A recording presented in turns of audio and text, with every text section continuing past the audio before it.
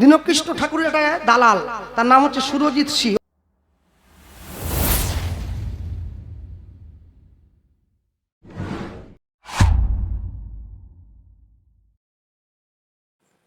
চুলকে ঘা করা কাকে বলে আপনারা দেখুন।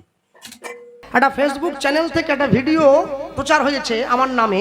প্রচারটা করেছে দীনকৃষ্ণ ঠাকুরের একটা দালাল, তার নাম হচ্ছে দালাল। সুরজিৎ সিং। ওর ছবিটা দেবে, দিয়ে লিখবে। ও ট্যাগলাইন যোগ করেছে যে বিবেকানন্দের নামে আমি নাকি কোনো অশ্লীল কথা বলেছি ফোনে, মানে আমার ফোনে ভয়েস রেকর্ডিংটা দিচ্ছে ফেসবুকে। সেই ভিডিওটা আজকে সকালে আমার কাছে এসেছে। তা আমি ওই দালালগুলোকে বলতে চাই, মনে রাখবে সব সময়ের জন্য বিবেকানন্দকে নিয়ে কীর্তন জগতে যে মহামূল্যবান কথা আমি প্রচার করেছি, আমার আগে এ তাবৎ কীর্তন জগতে এত দামি কথা কোন কীর্তনিয়া প্রচার করেনি বিবেকানন্দের উপরে। হরি বল, হরি বল, হরি বল, হরি বল।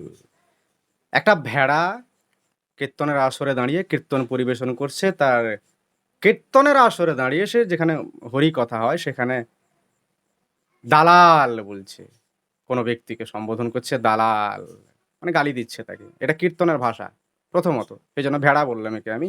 এটা যে একটা গণ্ডমূর্খ আমি প্রমাণ করে দিচ্ছি। তার আগে আমরা জেনে নেব, শুনে নেব বিবেকানন্দকে নিয়ে কি উচ্চমানের কথা এই ভেড়ার পাল প্রকাশ করেছে, প্রচার করেছে, সেটা শুনে নিই একটু। বিবেকানন্দের সঙ্গে অগ্নি নিবেদিতার অবৈধ সম্পর্ক আছে। হ্যাঁ, এটা আপনি যদি উচ্চমানের এই কথা। কথাটা রামকৃষ্ণ মিশনের স্বামীজিদের জিজ্ঞাসা করেন, ওনারা কি চেপে যাবে। আমি আপনাকে একদম আসল ঘটনা তুলে ধরছি, বুঝেছেন? হ্যাঁ হ্যাঁ, এ তো বিবেকানন্দের নামটা তারা ছিল বিবেকানন্দ, মানে হচ্ছে বিবিকা আনন্দ, মানে পরের বিবিকা বউকে আনন্দ। নিয়ে যে হ্যাঁ। সুখ ভোগ, না, বুঝেছেন? এটা উচ্চমানের কথা। তারপর থেকেই ভগ্নী নিবেদিতার ডিপ্রেশনে যেতে শুরু করেছিলেন। যতই কীর্তন গাই, আমি তো ভারতীয় হিন্দু। বিবেকানন্দ বলেছিলেন গর্বের সঙ্গে বলবে আমি হিন্দু। সত্যি তুমি গর্বিত হিন্দু। তা না হলে কেউ স্বামী বিবেকানন্দের সম্পর্কে এরকম কুকথা বলতে পারে? তারপরে আবার নিজের সেই অন্যায়, সেই ভুলকে চাপা দেওয়ার জন্য আবার কীর্তনের আসরে দাঁড়িয়ে অন্যকে দালাল বলে থ্রেড দিচ্ছে। তা ভাই, কি বলবো একে? ভাই বলতেও আমার নিজের মাকে অসম্মান করা হবে। তুমি কারো ভাই হতে পারো না, ভেড়া। তো তুমি যদি আমাকে দালাল বলো, কারণ হচ্ছে কি আমি আমার চ্যানেলের মাধ্যমে দীনকৃষ্ণ ঠাকুরের ভিডিওগুলো প্রকাশ হয়েছে, সেই কারণে নাকি আমি দীনকৃষ্ণ ঠাকুরের দালাল। তা তোমার যে ১০-১২টা ছেলে রয়েছে, ইউটিউবার রয়েছে, তোমার ভিডিওগুলো প্রকাশ করে, তারা কি সবাই তোমার দালাল? এটা তোমার বিচার? তো এখানে প্রমাণ হয়ে গেল তুমি একটা মূর্খ, গণ্ডমূর্খ। তো আরেকটা কথা, বিবেকানন্দের সম্পর্কে তুমি যে উচ্চমানের কথা প্রচার করেছো সেটা সবাইকে আরেকবার শোনালাম। এবারে তোমার কি করার আছে তুমি করে নাও। তোমাকে তো অনেকবার বলেছি, তোমার যদি এই কল রেকর্ড নিয়ে কোনো সন্দেহ আছে, যদি মনে করো যে এটা ডক্টরড, তাহলে তুমি এক কাজ করতে পারো, তুমি গিয়ে সরাসরি আমাদের নামে আইনি ব্যবস্থা নিতে পারো। তোমাকে এর আগেও বলেছি, আর তোমার মতো ভেড়ার মাথায় সেটা ঢুকছে না। আমি সেই জন্য বারবার বলছি যে তুমি একটা ভেড়া, একটা গণ্ডমূর্খ।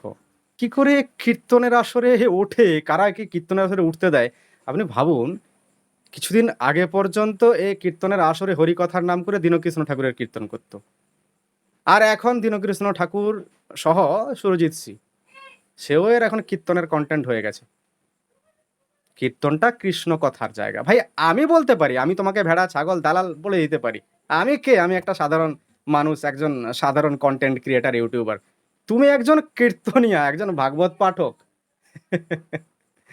একজন কীর্তনিয়া হয়ে তুমি কীর্তনের আসরে দাঁড়িয়ে তুমি অন্য একজন ব্যক্তিকে দালাল বলে গালিগালাজ করছো। এই শিক্ষা দিয়েছে তোমার বাবা, তোমার মা। আচ্ছা আচ্ছা আচ্ছা আচ্ছা আচ্ছা। তুমি নাকি আবার হিন্দু বলে গর্ববোধ করবে?